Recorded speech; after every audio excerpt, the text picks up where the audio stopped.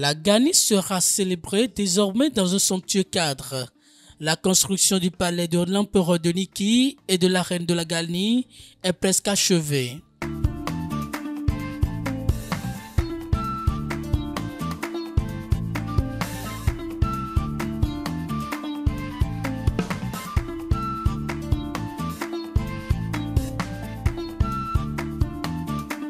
Le site érigé sur une superficie de 20 hectares abrite un pôle dédié aux infrastructures et un pôle dédié à l'agriculture.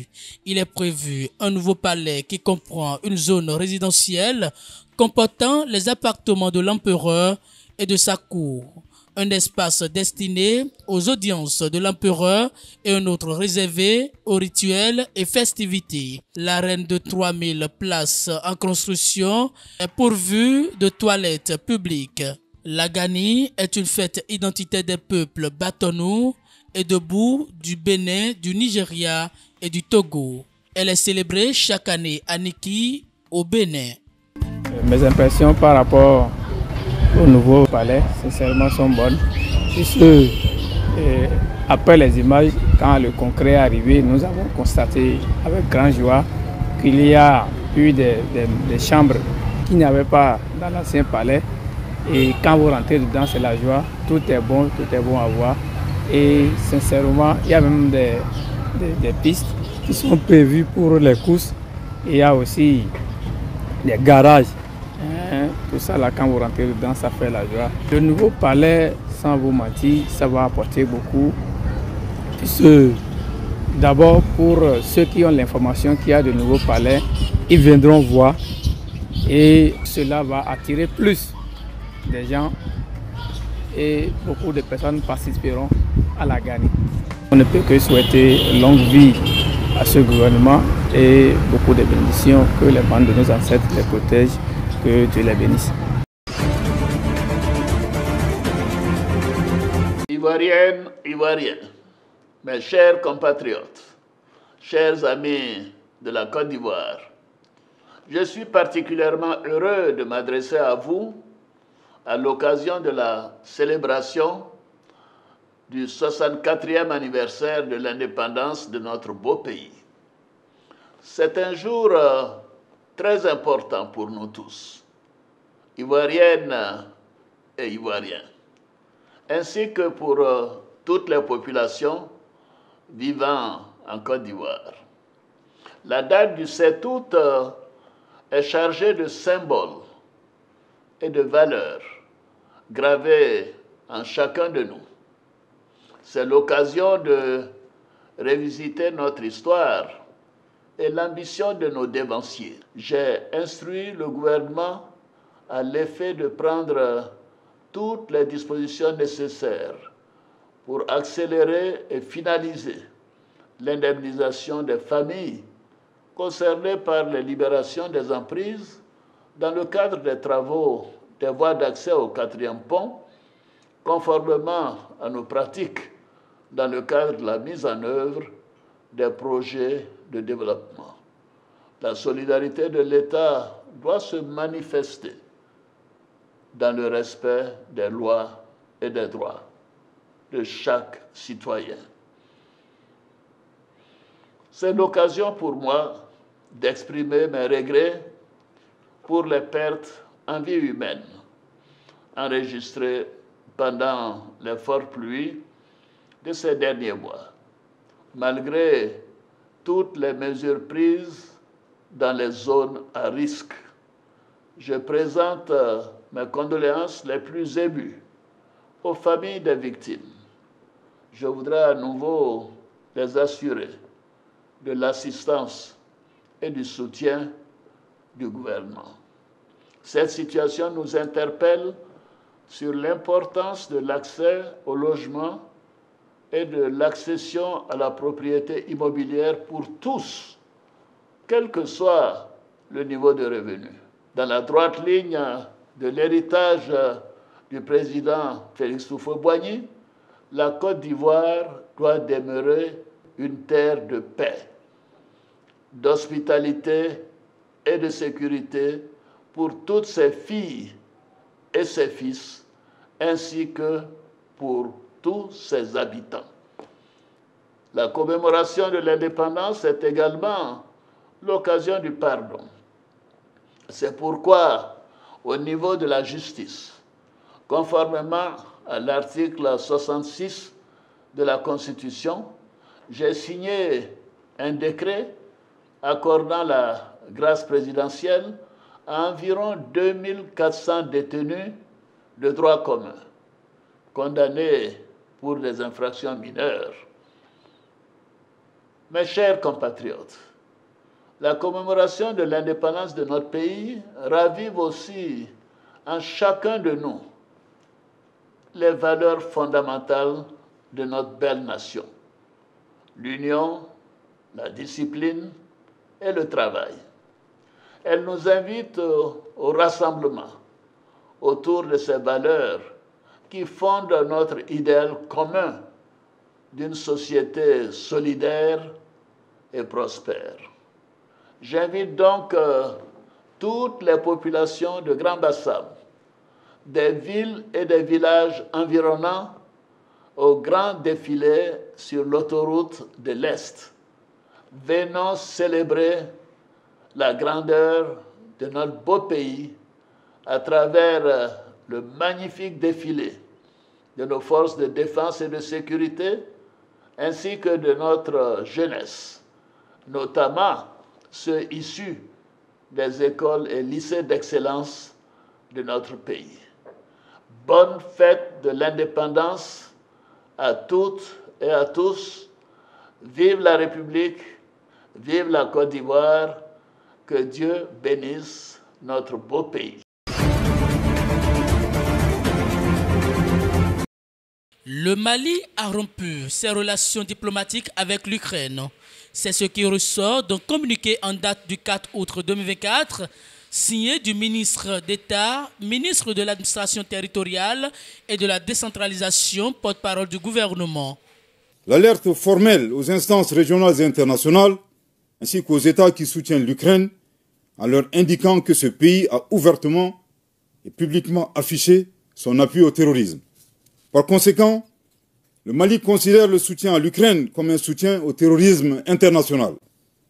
Le Mali en appelle à la responsabilité de la communauté internationale face au choix délibéré de l'Ukraine de soutenir le terrorisme dans un contexte mondial où l'unanimité est faite sur l'impératif de combattre ce fléau. Le Mali interpelle en particulier les États et les peuples africains épris de paix à dénoncer ces actions subversives qui menacent la stabilité du continent africain.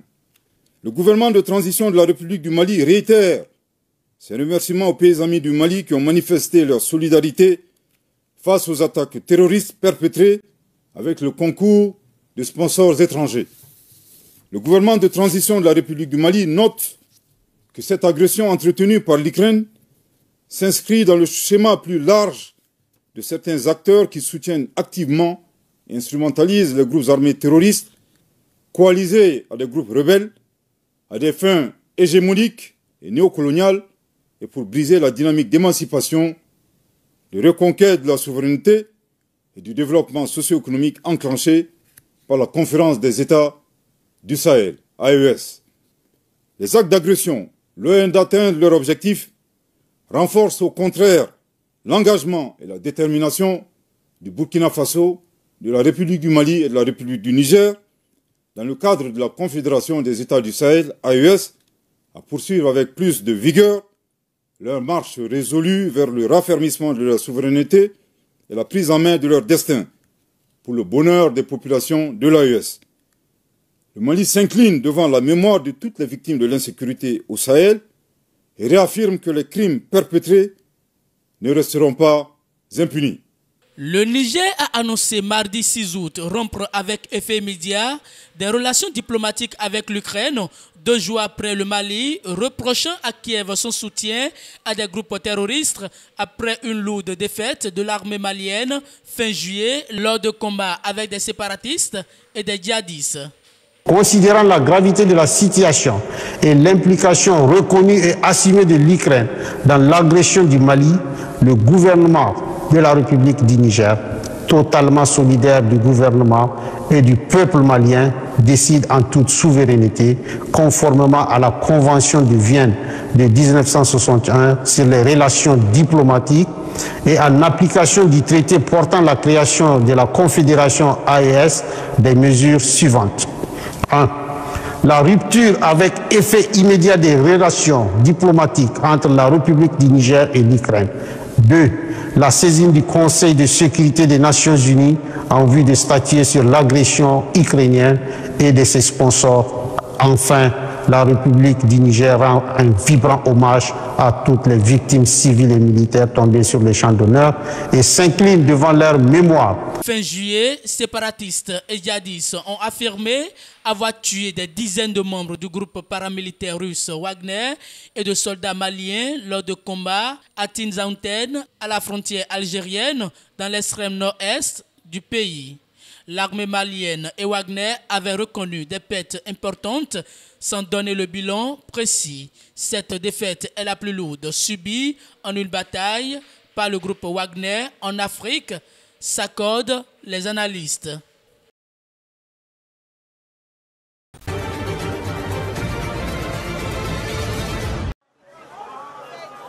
Alors que les manifestations se multiplient depuis samedi au Nigeria, la présence croissante de drapeaux russes parmi les banderoles contre le gouvernement suscite de plus en plus d'inquiétudes.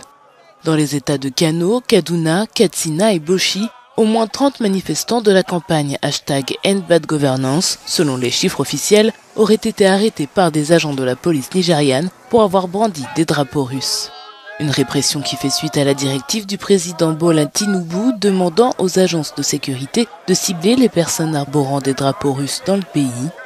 Si les manifestations contre la crise du coût de la vie ont quelque peu diminué ces derniers jours, pour certains manifestants, elles ont été l'occasion de brandir des drapeaux russes pour symboliser la détérioration de l'insécurité au Nigeria, dans l'espoir d'une intervention de la Russie. Mais les autorités de défense du Nigeria ont qualifié cet acte de trahison à l'encontre de la souveraineté du pays. L'ambassade de Russie au Nigeria s'est également désolidarisée de cet acte.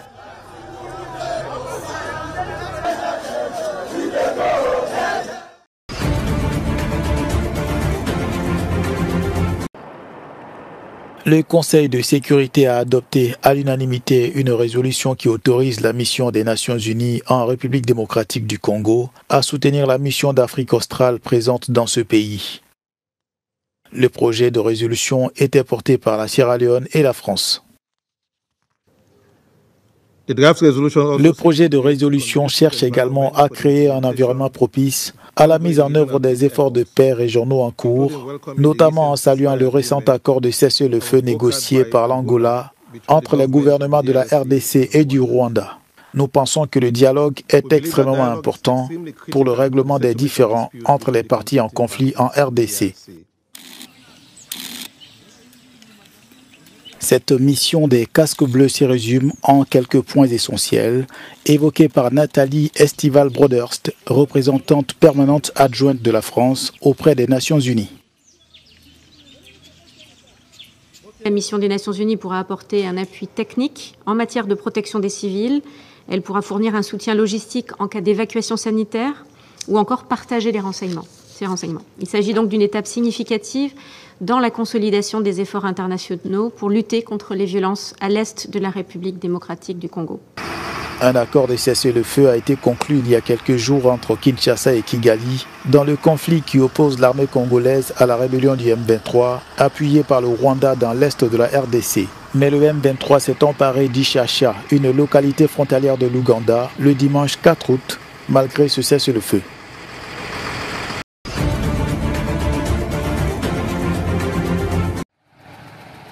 Au Soudan, le Bureau de la coordination des affaires humanitaires a condamné mardi le blocage de l'aide destinée aux populations du Nord Darfour, où de nombreux enfants sont menacés de mort par la malnutrition, selon l'ONU. Lorsque la famine survient, cela signifie que nous sommes arrivés trop tard. Cela signifie que nous n'avons pas assez fait. Cela signifie que nous, la communauté internationale, avons échoué. Il s'agit d'une crise entièrement provoquée par l'homme et d'une tâche honteuse sur notre conscience collective. Depuis plus d'1 an, les forces du général Hemeti affrontent l'armée régulière du Soudan Et l'ONU ne cesse d'interpeller les parties prenantes à ce conflit meurtrier. Nous avons déjà répété et appelé le Conseil de sécurité à condamner les pays qui fournissent des armes et un soutien logistique au RSF en étant partie prenante à ce conflit. Cela entraînera une détérioration de la situation humanitaire. Certains grands pays ont totalement refusé d'inclure dans la résolution 2736 une condamnation des RSF et nous leur avons également demandé de faire pression sur ces pays pour qu'ils lèvent le siège d'autres villes assiégées au Darfour. Et maintenant, vous venez nous parler de famine. S'il y a une famine au cours de la 5e phase ou même de la 100e phase de l'IPC, nous sommes prêts à coopérer avec vous et nous ouvrirons les points de passage pour toute aide humanitaire.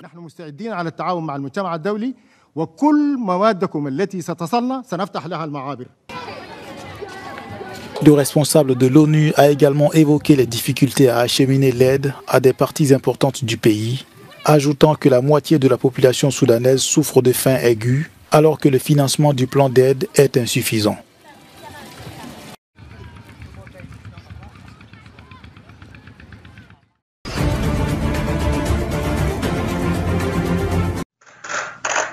Sergueï Shoïgu, secrétaire du Conseil de sécurité de la Russie, a rencontré mardi le nouveau président iranien Massoud Pezeshkian à Téhéran pour discuter de la situation au Moyen-Orient.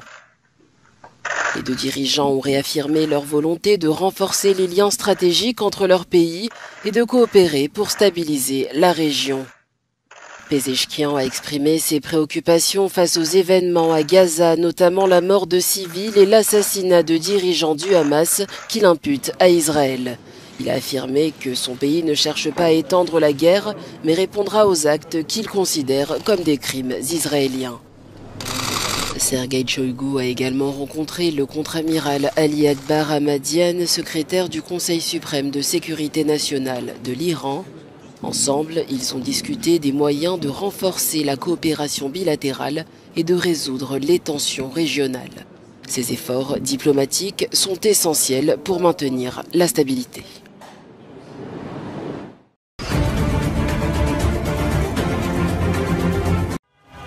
Des voitures incendiées qui témoignent de la violence des manifestations au Bangladesh.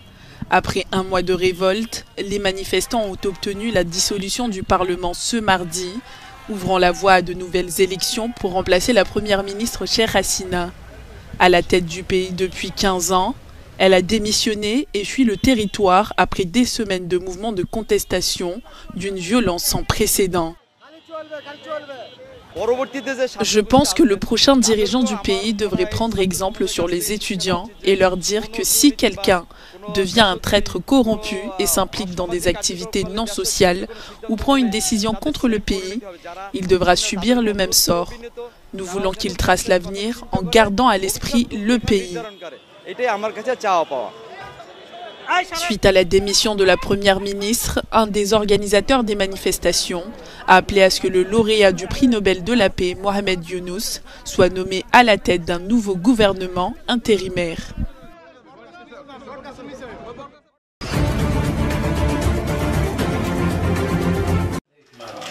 Face à la menace croissante d'une guerre régionale, l'Égypte et le Liban intensifient leurs efforts pour contenir le conflit à Gaza et prévenir une escalade en Méditerranée orientale. Durant une conférence de presse ce mardi, le ministre égyptien des Affaires étrangères a détaillé les démarches entreprises pour désamorcer la crise. J'ai contacté le secrétaire d'État américain et le ministre des Affaires étrangères par intérim de l'Iran à plusieurs reprises, ainsi que le ministre russe et aujourd'hui le ministre chinois. Le Premier ministre Najib Mikati et mon frère, le ministre Bouhabib, ont également pris contact.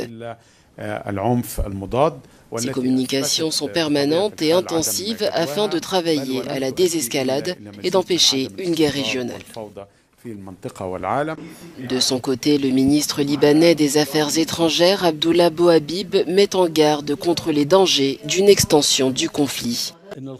Le premier pas vers la désescalade est d'arrêter l'agression israélienne sur la bande de Gaza, afin de protéger l'ensemble de la région des conséquences du déclenchement d'une guerre régionale.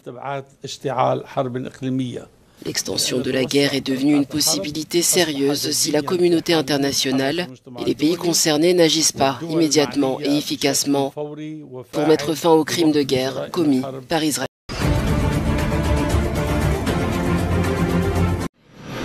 Le 1er août marquait un événement historique, un échange de prisonniers entre la Russie et l'Occident.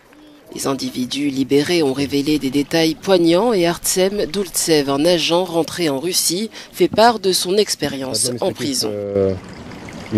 Au cours de nos sessions avec le service des renseignements extérieurs de la Fédération de Russie, ils nous ont transmis les salutations du président. Ils nous ont dit que Vladimir Poutine et le SVR faisaient tout leur possible pour nous libérer et c'était bien sûr un grand soutien.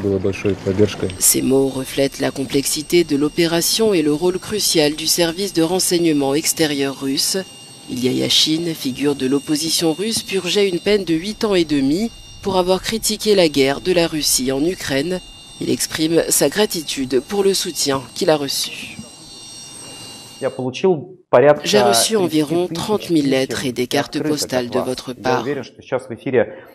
Je suis sûr qu'il y a beaucoup de gens ici en ce moment qui m'ont écrit des lettres et qui ont pensé à moi. Et vous n'avez pas idée de l'importance de tout cela.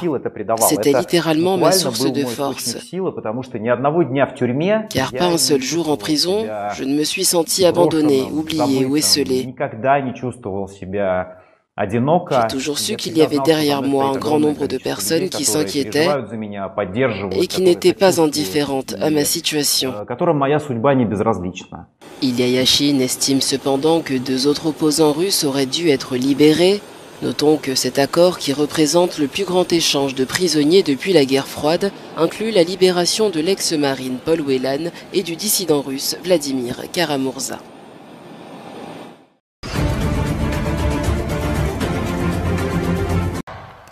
Quatre ans après l'échec de sa première tentative, Kamala Harris est officiellement la candidate démocrate pour les présidentielles américaines.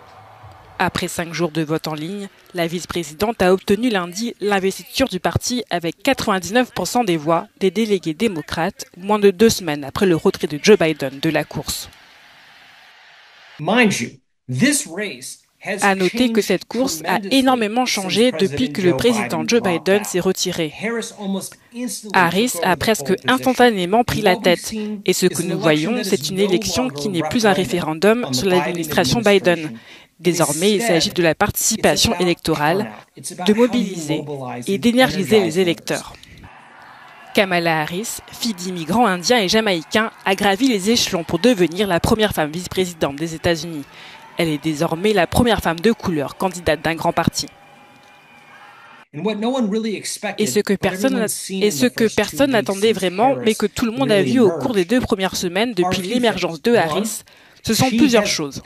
Premièrement, elle a trouvé des moyens d'unir une coalition démocratique fracturée. Elle parle aux électeurs noirs, elle parle aux syndicats, elle parle aux électeurs des États clés. Elle voyage de manière agressive pour ce faire. Deuxièmement, elle trouve de nouvelles façons de communiquer et de dynamiser, contrairement à une grande partie de sa vice-présidence. Face à Donald Trump, l'entrée en lice de Kamala Harris a rebattu les cartes. Elle l'a rattrapé dans les intentions de vote et a vu s'envoler ses collectes de fonds.